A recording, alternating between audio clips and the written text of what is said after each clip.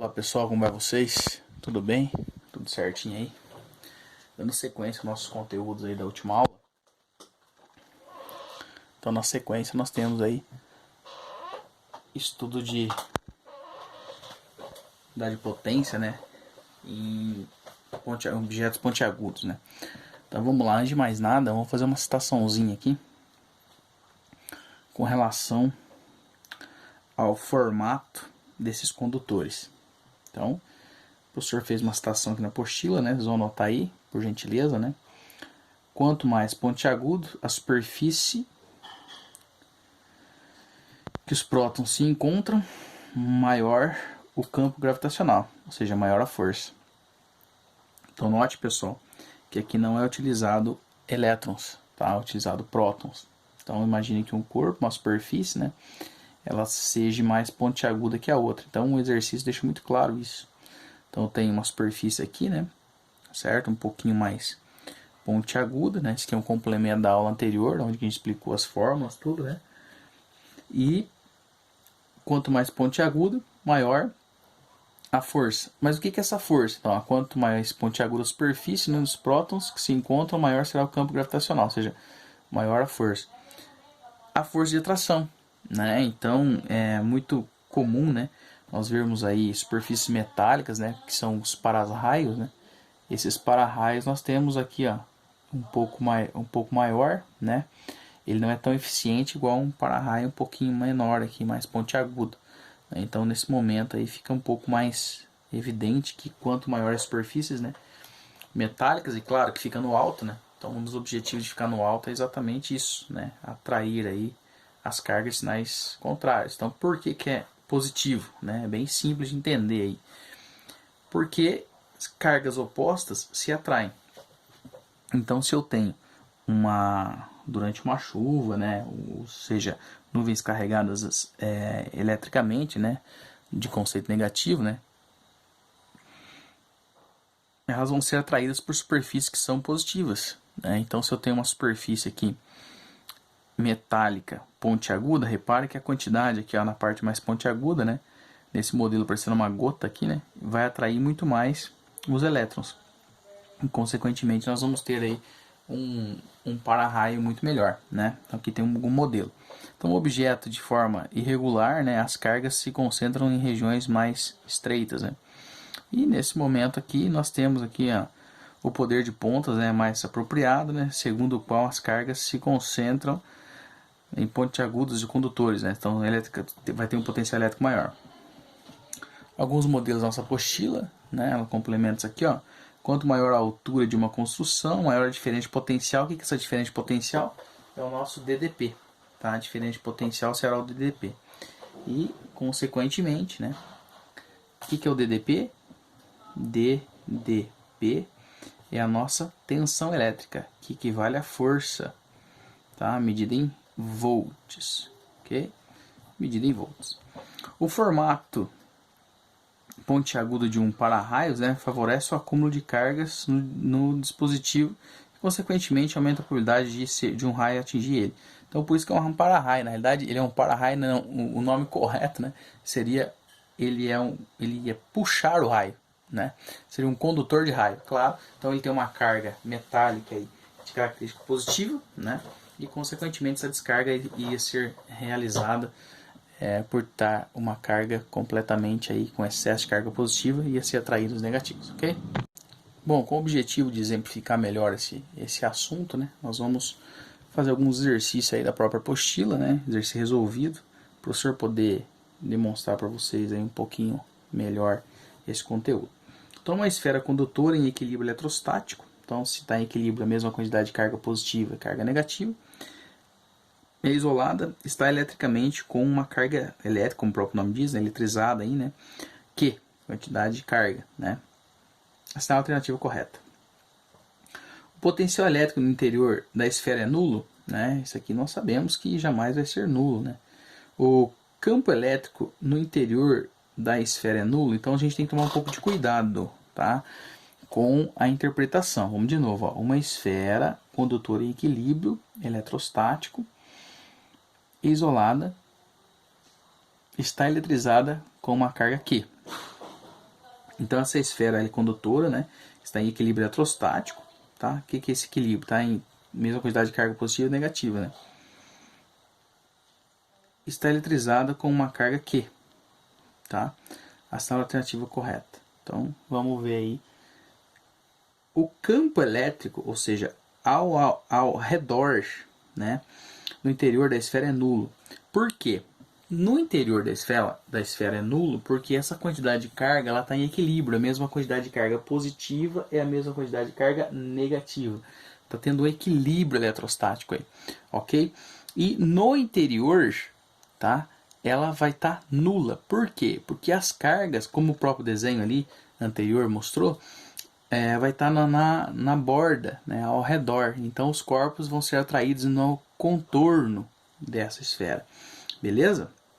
Então aqui tem uma citação melhorando a demonstração nossa aí. Ó. O campo elétrico interior de uma esfera condutora eletrizada está em equilíbrio eletrostático, ou seja, é nulo. Então, ser nulo não significa não ter carga, é estar em equilíbrio, ou seja, a mesma quantidade de carga positiva e as cargas negativas. Beleza? Por quê? Porque o que está sendo atraído seria os corpos aí ao redor, né, na borda.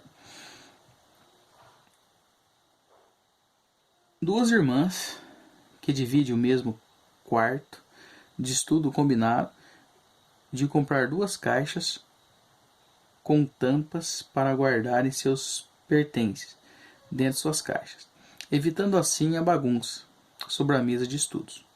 Uma delas comprou uma metálica e a outra uma caixa de madeira. Então, ó, uma irmã comprou uma caixa metálica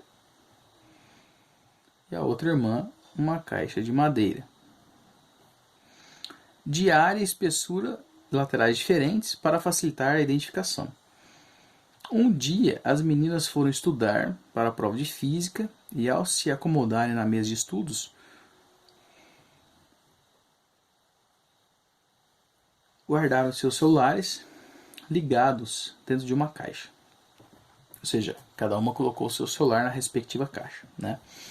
Ao longo desse dia, uma delas recebeu ligações telefônicas, né, enquanto os amigos da outra tentaram ligar e recebiam a mensagem de que o celular estava fora da área de cobertura ou desligado. Para explicar a situação, um físico deveria afirmar que o material da caixa cujo telefone celular não recebeu ligações é de madeira. E o telefone não funciona porque a madeira não é um bom condutor de eletricidade. Ó, primeira coisa, a madeira, ela não é um condutor de eletricidade. Mas aqui nós não estamos muito preocupados com o conceito de eletricidade, nós estamos preocupados com o conceito aí de isolante. Então, olha só, para explicar a situação, o físico deveria afirmar que o material da caixa, cujo telefone não recebeu ligações, claro que ele é de metal. Por quê? Porque o metal é bom condutor de eletricidade e, consequentemente, o metal ele vai ficar todo carregado negativamente, né, nas suas bordas, impedindo com que os raios, né, de conexão magnética, ou seja, a propagação de ondas eletromagnéticas, chegue dentro da caixa. Então ele está repelindo. Então essa caixa está funcionando como se fosse aí a gaiola de Faraday, tá bom?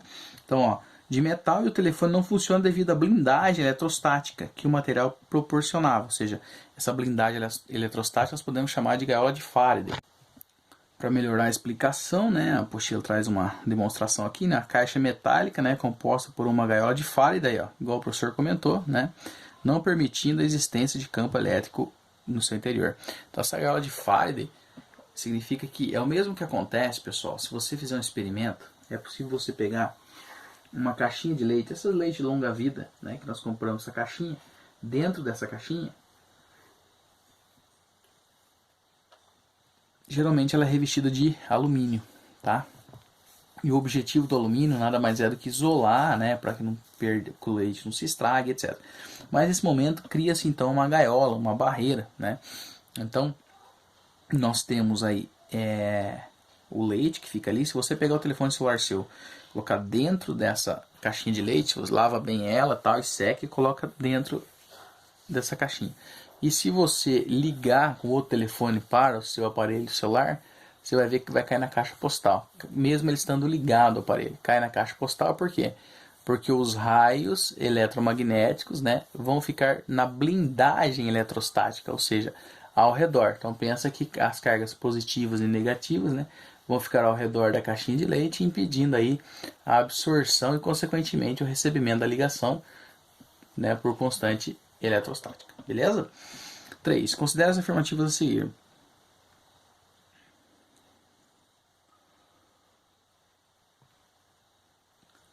Em um condutor isolado em equilíbrio eletrostático, ou seja, mesma quantidade de carga positiva e negativa, o campo elétrico em qualquer ponto interno ao condutor é nulo. Então, vamos ver o que ele vai pedir aí. Ó. É correto afirmar que... Por que é nulo? Essa aqui é uma questão que está verdadeira. Tá? Verdadeira. Se a gente observar o exercício número 1, tá? O exercício número 1 ele deixa muito claro essa explicação para nós. Né? Por que ele deixa claro? Pensa assim comigo. Se está em equilíbrio, significa que a mesma quantidade de carga positiva e carga negativa são existentes ali. Então, ele não está atraindo uma carga negativa ou muito menos atraindo uma carga positiva. Consequentemente, no núcleo desse corpo, não vai receber carga positiva ou negativa, por isso que a gente considera nulo, tá bom? Então, seria verdadeira. Em um condutor isolado, em equilíbrio eletrostático, o potencial elétrico, ou seja, a potência elétrica em qualquer ponto interior ao condutor é nulo? Não, vai ser igual. Então, essa explicação vai se tornar clara, então isso aqui é falso. Ela vai se tornar clara com a leitura e com calma da aula texto. Tá? A gente não pode confundir, né, condução, né, eletrostática, certo? Com potência, tá bom? Então, se ele está em equilíbrio, olha só, a potência de atração, se o corpo ele não está atraindo nenhuma carga, nem positiva, nem negativa, significa que está em equilíbrio. Se está em equilíbrio, a potência está sendo igual. Ó, potência igual. Não tem uma carga mais potente ou uma carga menos potente para atrair. Então, ela está em equilíbrio. Tá? Então, nesse caso, vai ser igual. A potência, né? Ok? A potência. A lei de Coulomb, né? Lembrando que a lei de Coulomb é quando eu trabalho com dois corpos, né? Carga positiva ou negativa, né? Um está correlacionado à força, né? A lei de Coulomb vai me dar força de atração, né? Ou de repulsão entre duas ou mais cargas aí, né? Geralmente a gente estuda de duas em duas. Estabelece a força, né? Como o professor acabou de mencionar para vocês, de interação entre duas cargas elétricas pontiformes, separadas pela distância d. É diretamente proporcional aos produtos dessas cargas e inversamente proporcional à distância? Tá, até aí seria ideal, se não tivesse faltando que a distância é ao quadrado, né? Então, se quiser complementar, então aqui está falsa também. Se quiser complementar, o que é a lei de Coulomb? Seria força igual a constante eletrostática, carga elementar 1, carga elementar 2, sobre quem? D ao quadrado, né? Então, por isso que o professor mencionou aqui distância ao quadrado, tá? A carga elétrica é quantizada? Sim, seria o quantum, né? E isso em física quântica, né? Quantização da matéria. A quantização da matéria, o quantum é quantum, ou seja, quantização é a quantidade de carga que um corpo possui. Então, é verdadeiro. As linhas de força são úteis para descrever um campo elétrico em qualquer região do espaço? Verdadeira. Lembrando que essas linhas, né, são linhas imaginárias que possibilitam, né, nós compreendermos aí o caminho, né, que essa linha de força vai fazer. Então, lembram, né, que cargas positivas, né, tem tendência em sair, né, e cargas negativas têm tendência em entrar. Por isso que uma atrai a outra, beleza? Então, alternativa C aí, né, as afirmativas 2 e 3 estão incorretas, tá bom? 4. Aviões com revestimento metálico voando em atmosfera seca podem atingir elevado grau de eletrização. Eu já vou explicar melhor sobre isso. Muitas vezes evidenciando por um centelhamento para a atmosfera. Conhecido como fogo de Santelmo.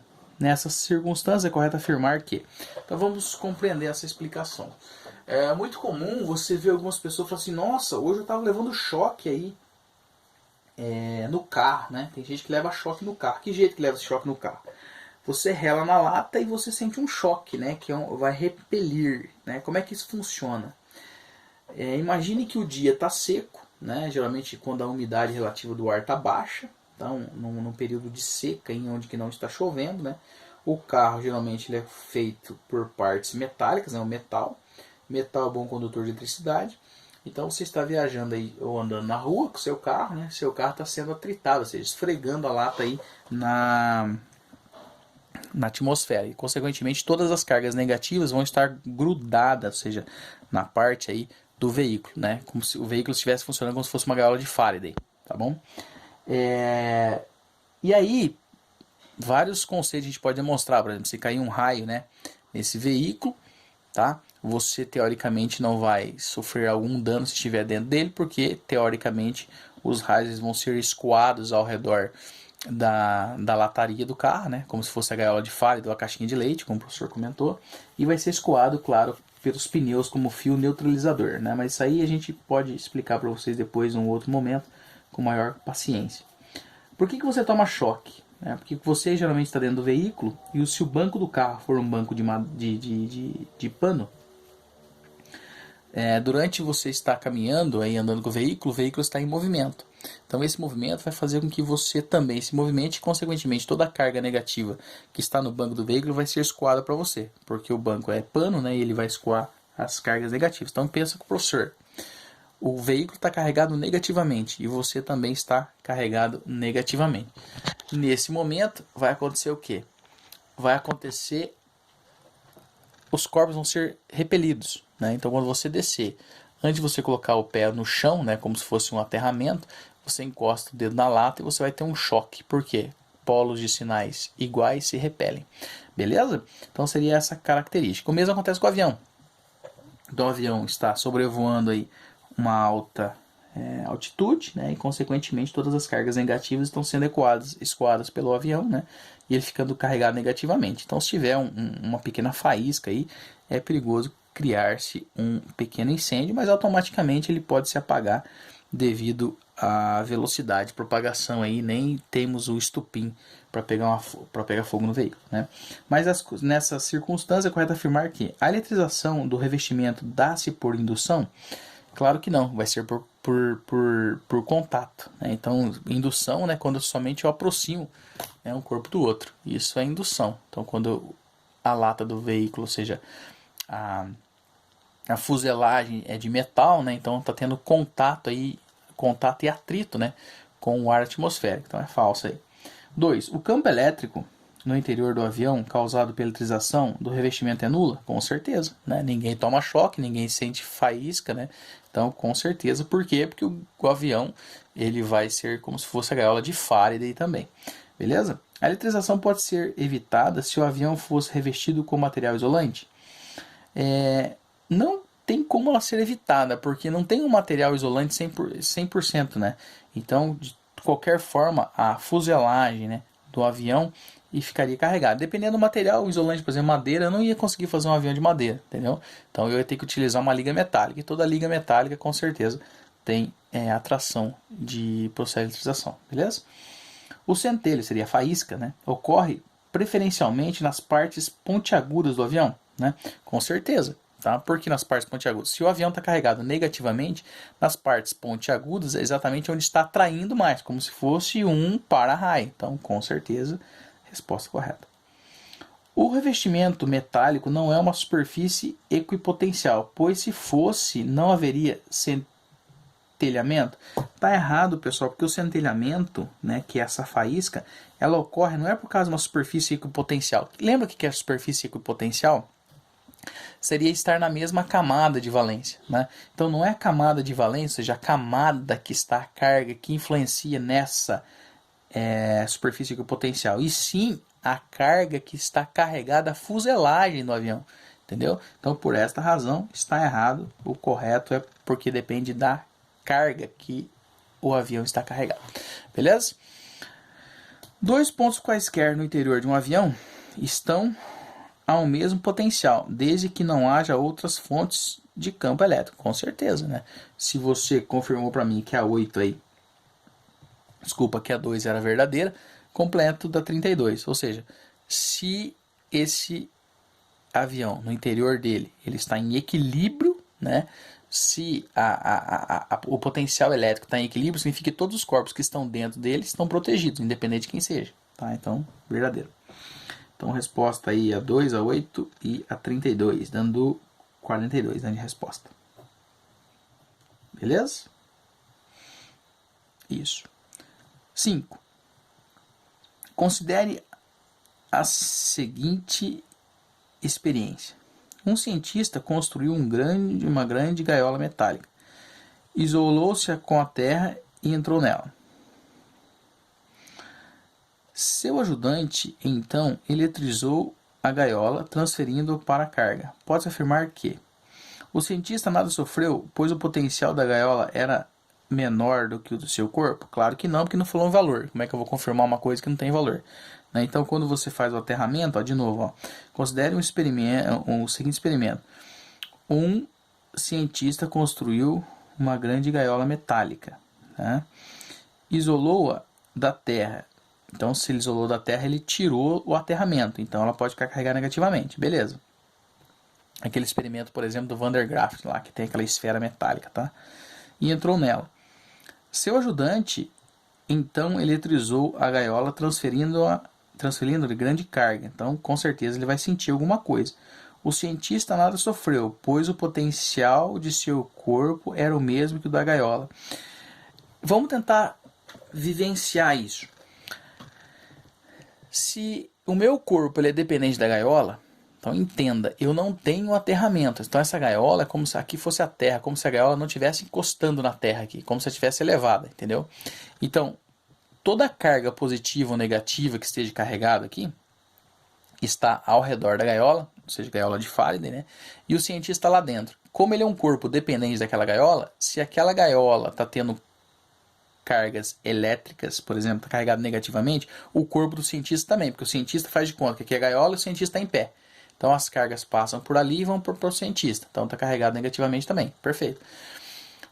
Por que ele nada sofre? Porque essa gaiola está elevada do chão. A partir do momento que tiver um fio ligando a gaiola no chão, o cientista passa a ser um fio terra. E aí ele vai ser escoado, por isso que ele vai tomar um choque.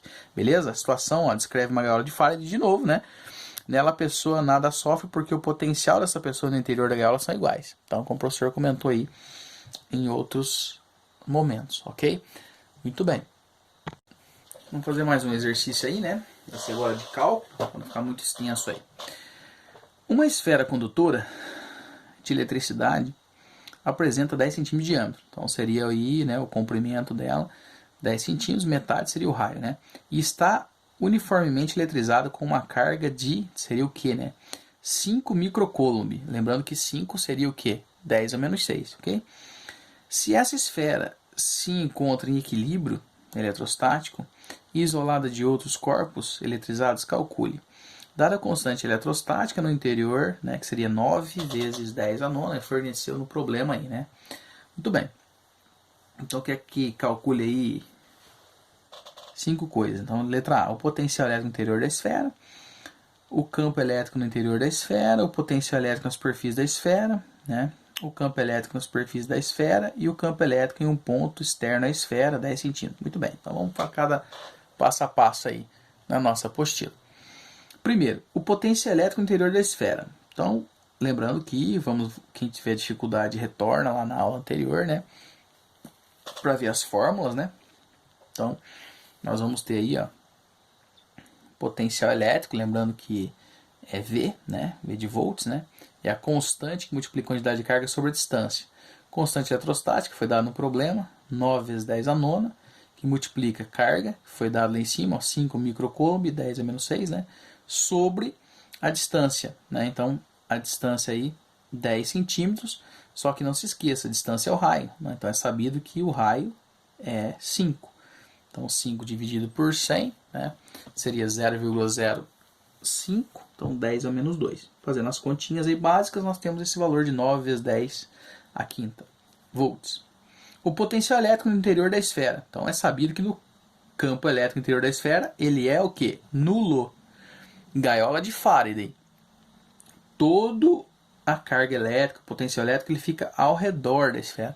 Então, guarda sempre isso. O campo elétrico, se é campo, é externo, beleza? É o contorno, tá? Campo, contorno, beleza? Vai ser nulo. O potencial elétrico na superfície da esfera. Então, o potencial na superfície do condutor é igual ao potencial a qualquer ponto em seu uniforme. Ou seja, no interior é nulo. Ao redor é igual a qualquer ponto. Então, o cálculo que eu fizer aqui, né, vai ser igual em todos eles. Beleza? O campo elétrico na superfície da esfera. Tá, então potencial agora vamos para o campo elétrico. Fórmula do campo elétrico nós vimos aí em tempos anteriores. É campo elétrico, é o E, né? Na superfície da esfera. Superfície.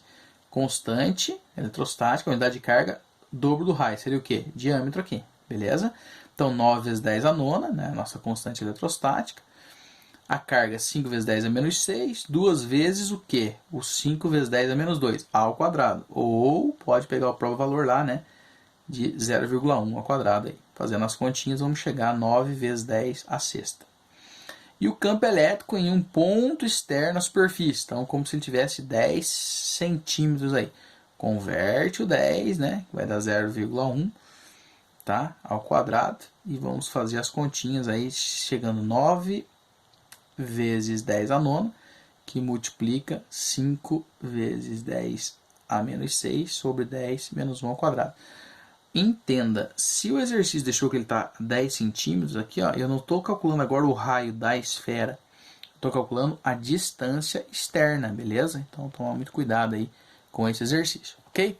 O professor encerra por aqui, galera, para não ficar muito extenso, pede para vocês refazerem o exercício como forma de fixação, beleza? Até a próxima aula, se Deus quiser. Forte abraço, até mais.